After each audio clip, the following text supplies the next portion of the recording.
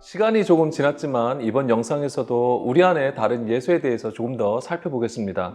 앞선 영상에서는 바라바냐, 그리스도라 하는 예수냐라는 주제로 나눴었는데요. 이것은 빌라도가 유대인들을 향하여 던진 질문이었습니다. 그렇지만 이것은 또한 오늘 우리가 받아야 하는 질문이기도 합니다. 예수를 믿고 구원받은 우리는 조금의 망설임도 없이 예수를 택할 겁니다. 그렇지만 우리가 믿는 예수는 과연 어떤 예수일까요? 바라바라 하는 예수는 어쩌면 지금 우리가 또는 우리 교회가 가장 원하는 구호가 아닐까 생각해 봅니다. 우리가 지금 교회를 나가잖아요. 그런데 이것으로 우리는 세상과 구별되었다라고 얘기합니다. 사실 우리의 영적 실상은 그렇지 않다는 것을 알아야 합니다.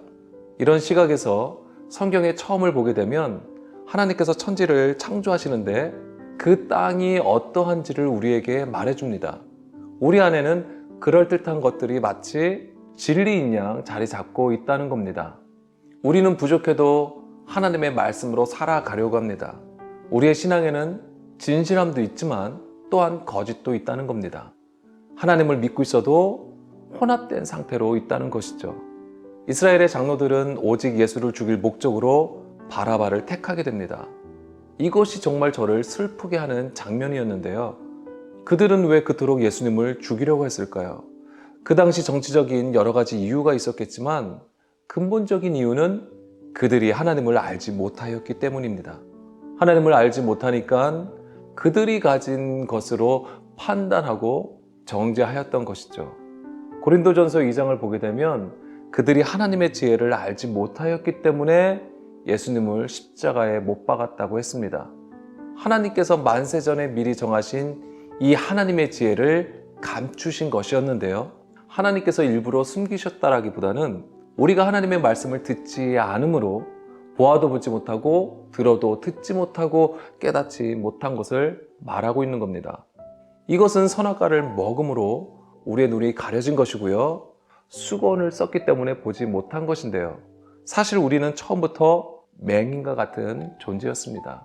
이사야 선지자는 어느 때까지 백성들의 마음을 둔하게 하시는지를 물어봅니다. 하나님의 답은 황폐한 곳이 많을 때까지라고 하셨는데요. 다시 말해서 10의 1이 될 때까지는 우리를 둔한 자로 만드시겠다는 겁니다. 10의 1이라는 것은 지극히 작은 자, 심령이 가난한 자가 되기 전까지 우리가 무엇을 하든지 간에 하나님의 지혜를 깨달을 수 없다는 겁니다. 우리는 지금 예수님을 믿고 있어서 괜찮을까요? 마태복음 16장에서 예수님은 자신이 누구인지에 대해서 제자들에게 물어보셨습니다. 그때 베드로는 주는 그리스도이시며 살아계신 하나님의 아들이라고 고백을 합니다. 그렇지만 그 뒤를 보게 되면 예수님이 예루살렘에서 고난을 받고 죽임을 당할 것을 말씀하실 때 베드로는 오히려 예수님을 붙들고 항변해 버립니다. 베드로의 이런 행동은 어디에 근거할까요? 자신이 알고 있는 메시아는 고난을 당해서는 안 되고요. 그리고 절대 죽어서는 안 되었던 것이죠. 왜냐하면 이스라엘을 회복해야 되니까, 이스라엘을 구원해야 하니까 절대 그런 고난과 죽음이 있어서는 안 되는 것이었습니다. 성경에는 메시아에 대한 말씀들을 적고 있습니다. 그렇지만 각 시대마다 그 당시 상황에 따라 자기들에게 필요한 메시아를 구했던 겁니다. 이것은 사람의 계명을 따라 만들어진 메시아였습니다. 베드로가 바랐던 메시아도 마찬가지였고요. 이에 대해서 예수님은 베드로에게 사탄아 내 뒤로 물러가라. 너는 나를 넘어지게 하는 자라고 말씀하십니다. 여기서 베드로의 얘기는 잠시 뒤에 다시 한 번 더 하고요. 베드로와 그 당시 유대교 장로들에 대해서 한번 비교해 보겠습니다. 예수님을 대하는 이스라엘 장로들과 베드로는 다른 것처럼 보여집니다. 그러나 이 둘 모두 자기가 하는 일이 옳다고 여기고 있다고 하는 겁니다. 서로 다른 편에 섰을 뿐이지 자기가 옳은 것이 하나님을 위하는 것이라고 생각하고 있다는 겁니다. 이것은 우리 안에 있는 육신의 생각을 나타낸 것이죠. 이것이 바로 예수님을 넘어지게 하는 것이고 하나님과 원수가 되는 것이었습니다. 이것은 그들만의 문제는 아니었습니다. 육신에 속한 우리의 문제이기도 한데요. 우리 안에 진짜 믿음과 가짜 믿음이 섞여 있음을 알아야 합니다. 자, 섞여 있으면 이것은 하나님의 심판이 임하게 되는데요. 그것이 바로 홍수였습니다. 노아의 홍수 당시에도 하늘에서 비가 내렸고 땅의 샘이 솟았다라고 했습니다. 위의 것과 아래의 것이 혼합된 것을 보여주는 것이죠. 하나님은 이것으로 육신에 속한 자를 심판하시는 겁니다. 우리는 교회에서 믿음으로 구원을 받는다는 가르침을 받았습니다. 이것은 변함없는 진리입니다. 그런데 여기서 믿음이라는 것은 나의 확신과 고백으로 되어지는 것이 아님을 알아야 합니다. 이것은 우리의 신앙생활에서 매우 유익할 수는 있습니다. 그렇지만 성경은 우리에게 그리스도의 믿음을 제시하고 있습니다. 그리스도를 따르는 것, 이것은 하나님께서 만세전에 정하신 것으로 예수를 따라 고난의 길로 행하는 순종을 말하는 겁니다. 예수님은 십자가를 우리에게 보여주셨습니다. 바로 고난의 길이죠. 이것으로 그리스도가 되시며 하나님의 아들이 되신 겁니다. 예수님이 우리에게 오셔서 보여주신 모든 것들이 구원이 무엇인지를 가르쳐 주시는 복음의 메시지가 됩니다. 예수님은 하나님의 뜻을 따라 만민을 구원하시려고 이 세상에 오셨습니다.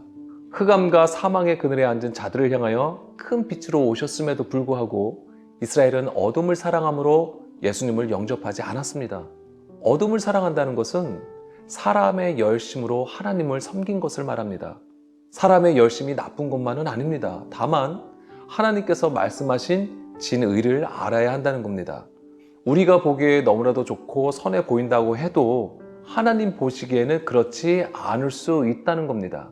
자, 이런 것들은 정말 분별하기가 어려운데요. 이스라엘은 이것을 분별하지 못한 채 자기의 열심으로 하나님을 섬겼던 것입니다. 이스라엘은 하나님께 무수한 제물을 드렸습니다. 그렇지만 하나님은 그것이 자신과 상관없음을 말씀하십니다. 하나님이 원하신 것은 순종이었습니다. 그런데 이 순종이라는 것은 하나님의 것을 듣고 보고 깨닫는 것을 가리킵니다. 이스라엘은 스스로를 하나님의 성민이라고 했지만 사실은 육신에 속한 표면적인 유대인이었던 것이죠. 표면적 유대인이라는 것은 마음의 할례를 받지 않은 것인데요. 그 마음이 굳어 주의 음성을 듣지 않는 자들을 가리킵니다. 이런 구조 안에 속한 것이 마귀에서 난 것이 됩니다. 그들은 영적 무지함으로 더욱 견고한 중간에 막힌 담을 세웠고요. 이것이 결국 예수님을 십자가에 못 박게 한 겁니다. 하나님을 아는 올바른 지식 없이 자기의 옳은 소견대로 하나님을 열심으로 섬겼던 것인데요. 이것이 하나님을 우상숭배의 대상으로 바꾸어 버렸던 겁니다. 사람의 계명으로 교훈을 삼은 것으로 예수 그리스도를 십자가에 죽게 한 것이죠. 예수님이 세상에 오셨지만 그 당시 이스라엘의 영적 실체는 바라바를 구하였던 것이었습니다. 바라바는 아버지의 아들이란 뜻이 되는데요. 율법과 유대 전통을 따라 사람의 계명으로 낳은 가짜 아들이라고 할 수 있습니다. 이것은 이스라엘도 마찬가지인데요. 세상에 빛이 되는 장자로 세워졌지만 모형과 그림자 속에서 가짜 장자 노릇을 했던 것이죠. 이스라엘은 자기들만이 하나님의 택함을 받은 거룩한 백성이라고 했습니다.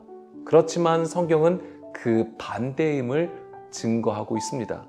유대인들은 자기들이 아브라함의 자손이라고 하지만 예수님은 자기를 죽이려는 유대인들을 향하여 아브라함의 자손이 아닌 아비인 마귀에게서 났다고 말씀하십니다. 사도 바울도 표면적 유대인과 이면적 유대인을 구별하면서 하나님의 아들, 하나님의 백성이 어떠한지를 증거하고 있는데요. 이것은 혈육을 따라 자연스럽게 되는 것이 아니라 오직 예수 그리스도를 통하여 진리의 말씀으로 나아진 자들이야말로 진정한 하나님의 아들들이 된다는 것을 가르쳐주고 있습니다. 하나님의 아들이라는 것은 그냥 얻어지는 타이틀이 아닙니다. 예수님은 분명 하나님의 아들이시지만 무작정 하나님의 아들이라고 불린 것이 아니었습니다. 예수님이 세례 요한에게 침례를 받을 때 하늘에서 소리가 났습니다. 내 사랑하는 아들이요 내 기뻐하는 자라고 하늘에서 음성이 들렸던 것이죠. 예수님의 침례는 십자가의 죽음과 부활을 계시하고 있는 것이고요. 의의 순종으로 하나님의 아들임을 나타내신 겁니다. 하늘로부터 내 사랑하는 아들이라고 해서 그냥 하나님의 아들이 되는 것이 아니라는 겁니다. 우리는 성경에서 예수님이 어떻게 하나님의 아들이 되셨는지를 볼 수 있어야 합니다. 예수님은 말씀이 육신이 되어 우리 가운데 오셨습니다. 그렇지만 예수님도 육신을 가지셨기 때문에 심한 통곡과 눈물로 하나님의 말씀을 따라가는 고난의 길로 행하셨음을 알아야 합니다. 그 여정을 통하여 순종함을 배우셨고 하나님의 아들이 되신 겁니다. 그리고 이 땅에 오셔서 십자가를 지시고 성결의 영으로 죽은 자 가운데서 부활하심으로써 하나님의 아들이심을 나타내신 것이죠. 성경은 이런 예수를 통하여 하나님의 영으로 인도함을 받는 자가 하나님의 아들이라는 것을 가르쳐주고 있습니다. 예수님은 하나님의 아들로서 고난의 길을 걸으셨고 구원의 창시자가 되셨습니다. 고난을 통하여 온전케 된 것이죠.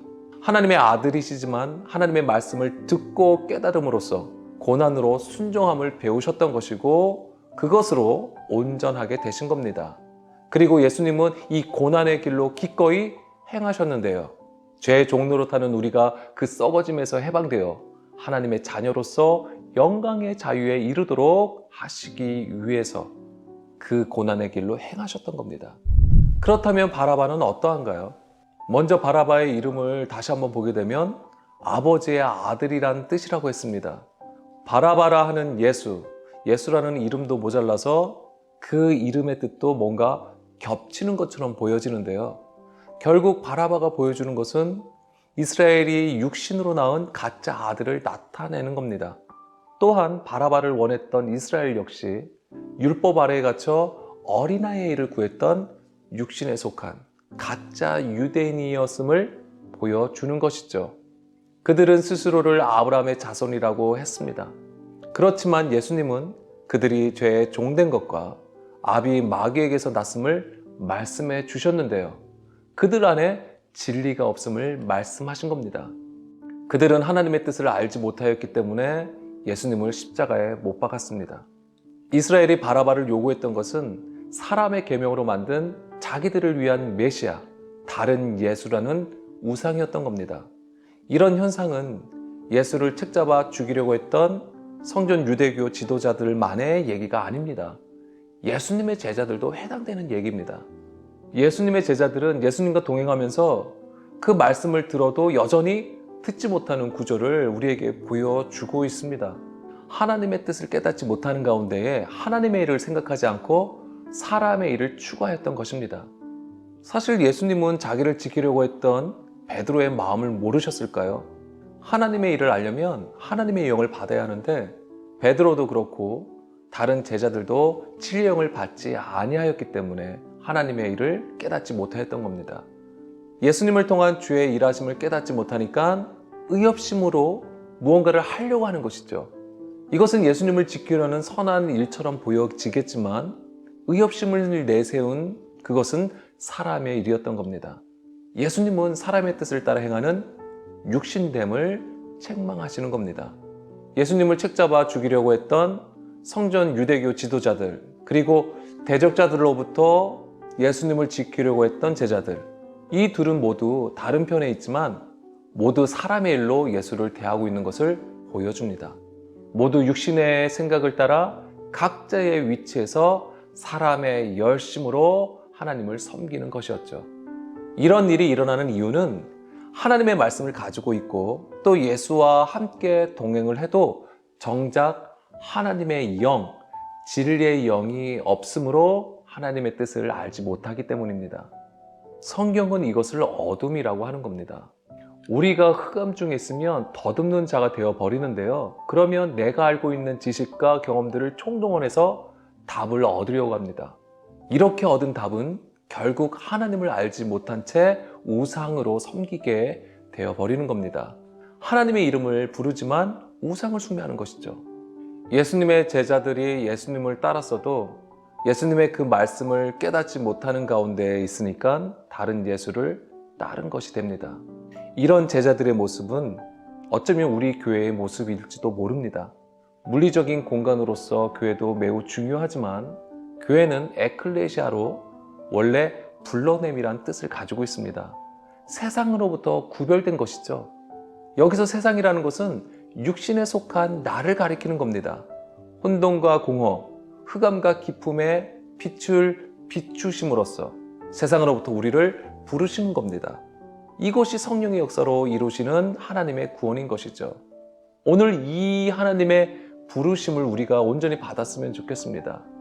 오늘은 여기까지 하겠습니다. 감사합니다.